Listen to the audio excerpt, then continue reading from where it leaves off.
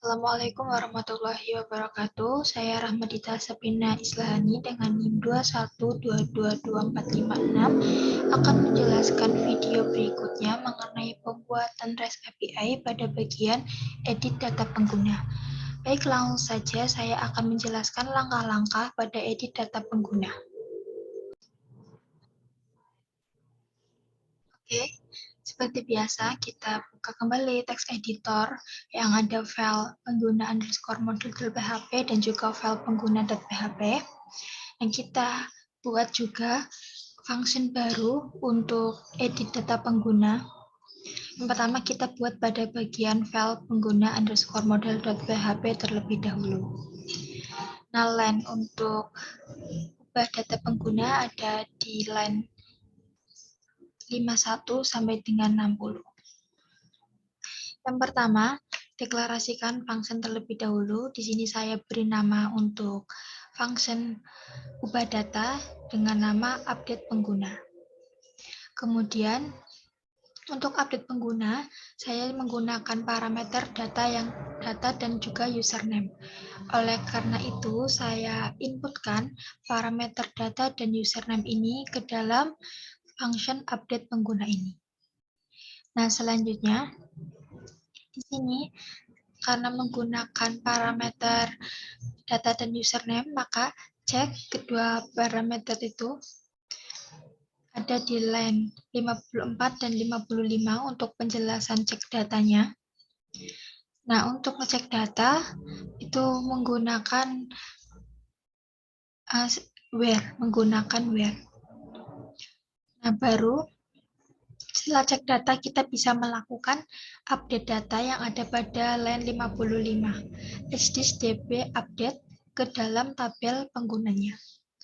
Maka respon dari perintah tersebut adalah akan mengedit data ke dalam tabel pengguna, yang mana dengan parameter username-nya.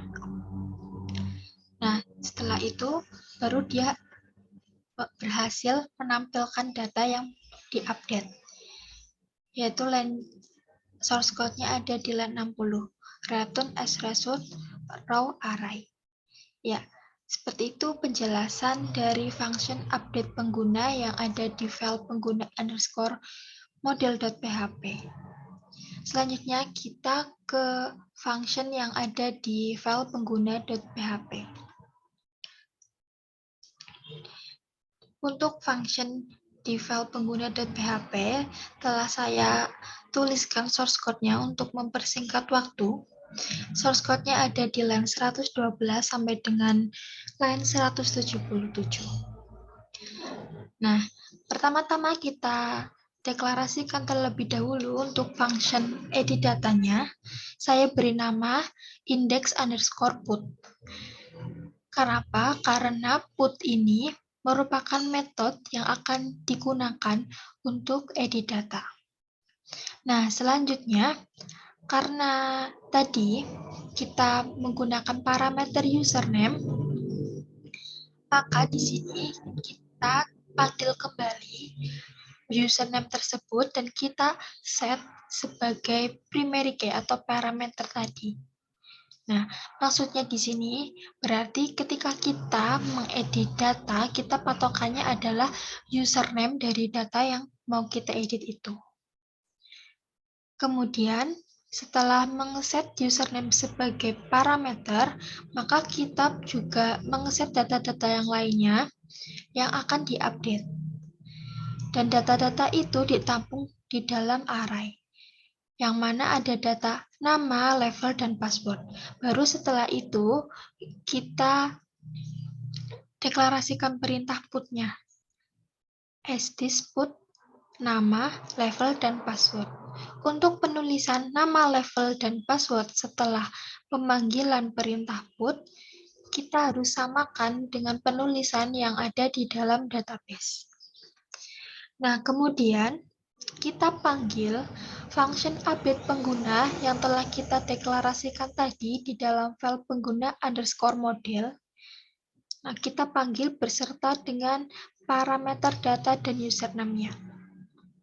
Kemudian setelah itu kita buat validasi message yang digunakan sebagai syarat data yang mau kita ubah. Yang pertama, validasi message untuk username-nya.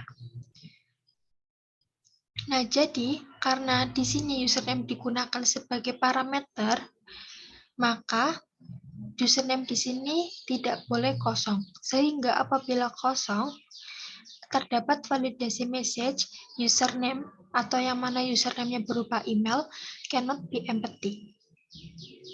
Oke, selanjutnya karena username ini berupa email, maka kita harus mendeklarasikan validasi message untuk penulisan email ini. Ada di line 137, yaitu filter valid email. Jadi apabila penulisannya bukan penulisan format email, maka validasi message-nya adalah email is wrong atau emailnya salah. Nah, kemudian validasi message untuk data-data yang lain, yaitu data nama, level, dan password, yaitu validasi message-nya cannot be empty.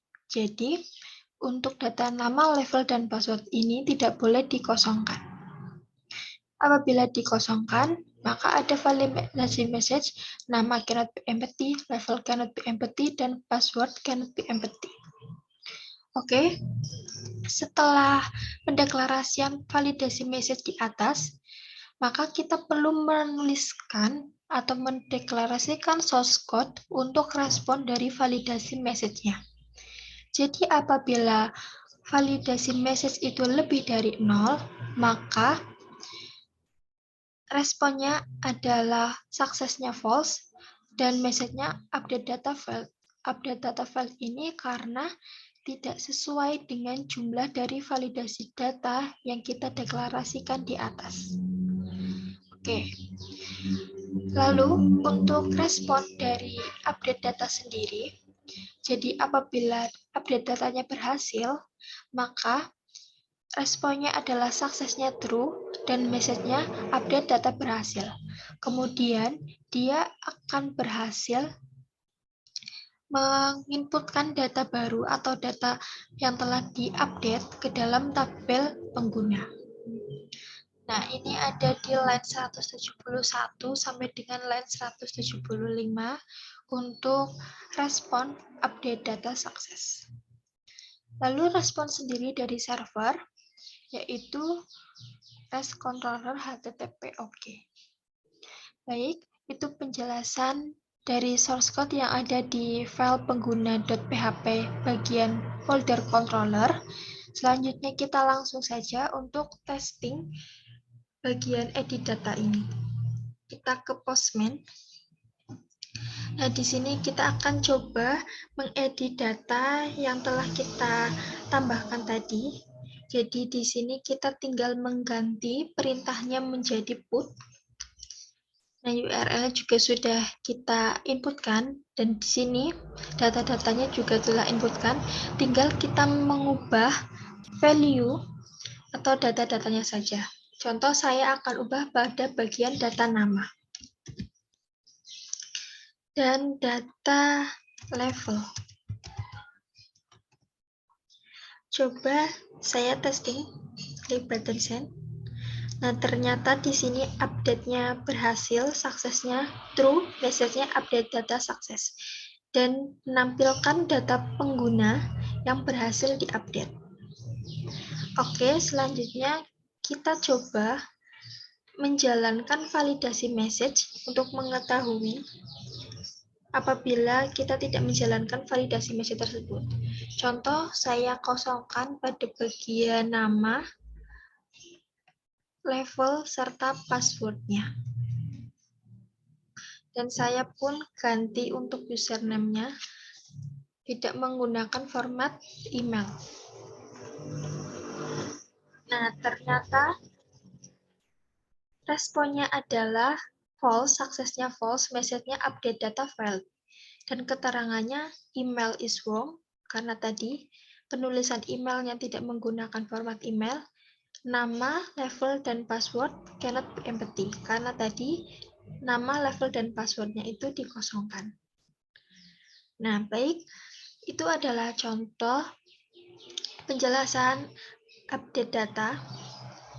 Untuk selanjutnya, saya akan melanjutkan ke video berikutnya. Sekian, terima kasih. Wassalamualaikum warahmatullahi wabarakatuh.